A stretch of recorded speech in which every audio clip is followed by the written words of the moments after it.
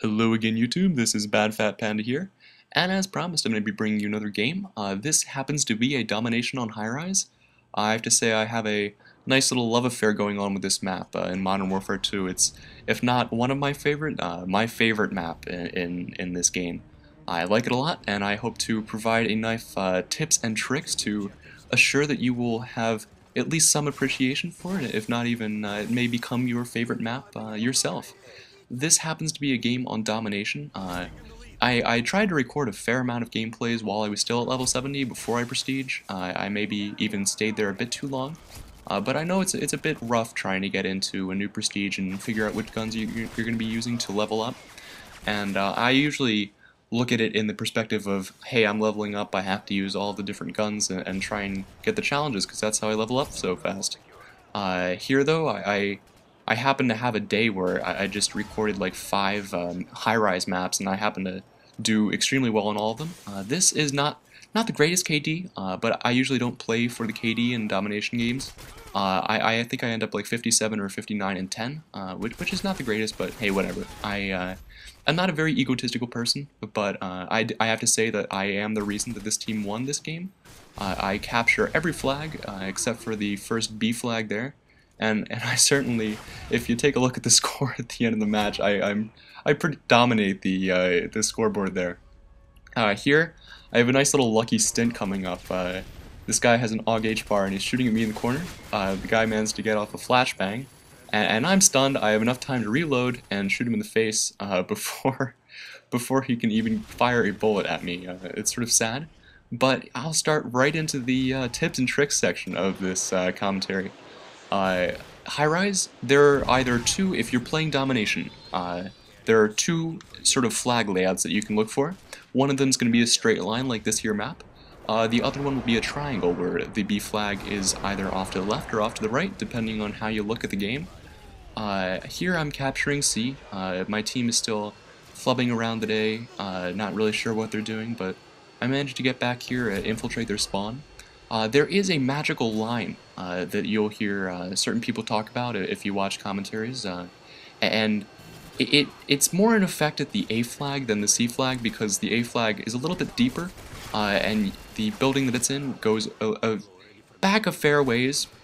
In the C flag, it's basically once you jump over the windows and penetrate that line right there, that's when they're going to start spawning. If you do end up capturing the flag, back over at A, it doesn't matter who has the flag, we could have the flag and they would still spawn at A. You see, I'm going to try and take advantage of that a little bit in this game.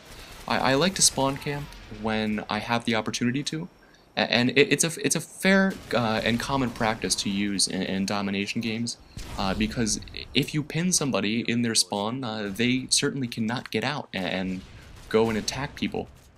A problem I do have in this specific game that I'm playing is that I managed to trap them at the A spawn, and when I'm using my kill streaks, I like to have them to take effect. I don't like to be limited in having my Pavelow and my Harrier and my Predator missile not really be effective because they're caught up in a single building.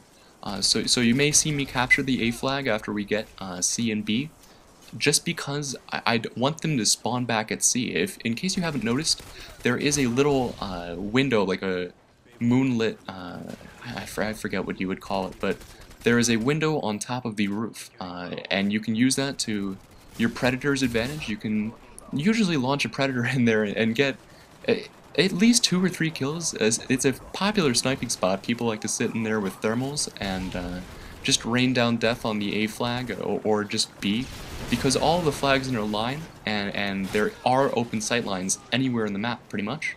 And you can even get over on the left here through a variety of barricades and cranes and such, and go hop on over there and use your sniper rifle in case you haven't found that spot yet. Chances are you have either killed somebody up there or try to hand at it yourself. Here, this is a spawn point in the A flag. They're going to have one spawn point. They can either decide to come up this hallway, or in a second you will probably see me go over to the right a bit, because I know that those are the 2 spawn locations, and they're both hallways, so you have a pretty fair chance at at getting a lot of kills. They may not have such a fair chance, and it's unfortunate for them, but there are tactics that you can use to get out of a spawn trap. In high-rise especially, if you were to just take the underground tunnel and come up on the C flag and capture that, you will eventually find yourself spawning back at sea, and all of your team will, and you can have a nice little happy party there. Here I died, but again, in Domination, I don't usually play for the kill streaks, I just try and play for the objectives. Here you will see my Predator missile failed. That was... It may have been bad on my part to call that in the first place, but I had it, and hey, I wanted to use it because I'm going right back into the lines again. You will see me eventually break the line that I was talking about earlier, and I'll show you when I do. Here, this is about it. If you go past where you see One Life Love is his name going, that is the magical line that eventually they will start spawning on the C flag. And right now, I am trying to go and I am trying to cap the A flag and kill them. Here I just fire off a couple cheeky RPG shots, hoping to get like a spawn kill, like a nice 4-in-1. I have a couple times playing high-rise, but I find it one of the worst maps in terms of just firing explosives into spawns and getting a nice spawn kill.